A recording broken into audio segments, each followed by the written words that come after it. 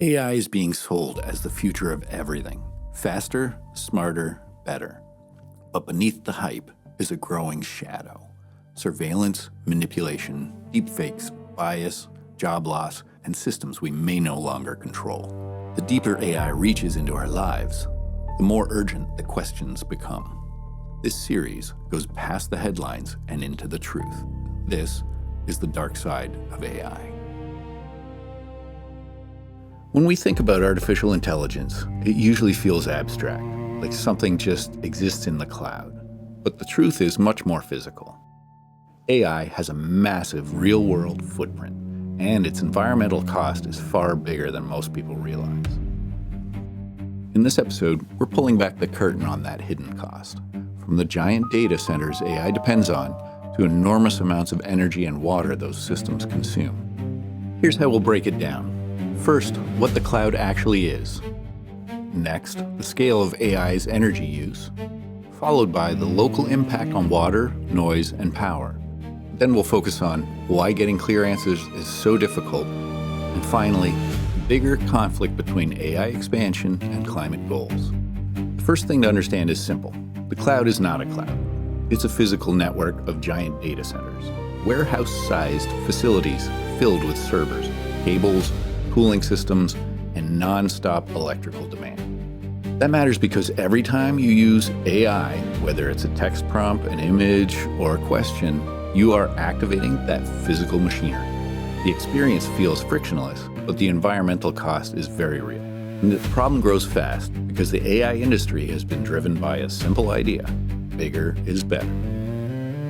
In just 5 years, from 2019 to 2024, major models expanded dramatically in scale, and that explosive growth pushed their environmental burden up with them. This trend continues today. You can see the difference in everyday use. A single generative AI query can use far more energy than a standard web search, because the system is generating a new response instead of retrieving a simple result. The environmental load becomes much easier to grasp when you look at model training. Research on the Bloom language model established that training it emitted around 25 tons of CO2, roughly comparable to driving a car around the planet multiple times. And not all models carry the same footprint. Some are dramatically more resource intensive than others, which means scale and design choices can radically change the environmental cost.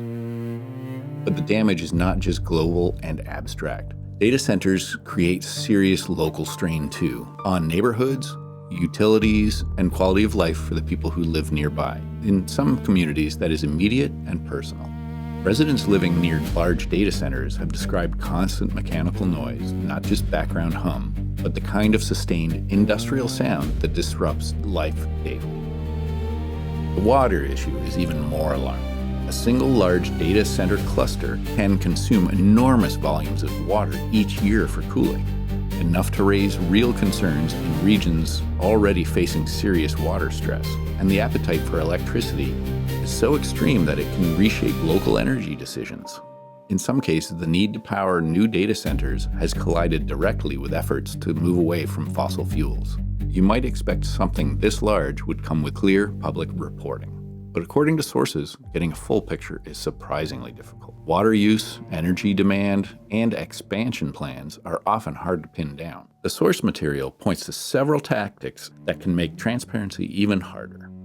Redacted records, trade secret claims, and land purchases routed through shell entities before communities even know what is being planned. Some of that is documented behavior. Some of it moves into interpretation about motive. And that distinction matters. The sources directly support claims that AI systems use large amounts of energy and water, and that data centers constrain local resources. But the reasons companies act this way, or whether public messaging is meant to distract from those impacts, moves into allegation and interpretation, not settled fact. And that leaves the central conflict. The logic driving AI development says bigger, faster, and more powerful. The logic of climate responsibility says consume less, waste less, and reduce dependency on fossil fuels. Those two paths are now colliding, and the question is whether AI expansion is locking us into a deeper environmental cost we are barely beginning to measure. So what do we do with all this? First, it doesn't mean you need to panic or swear off technology completely.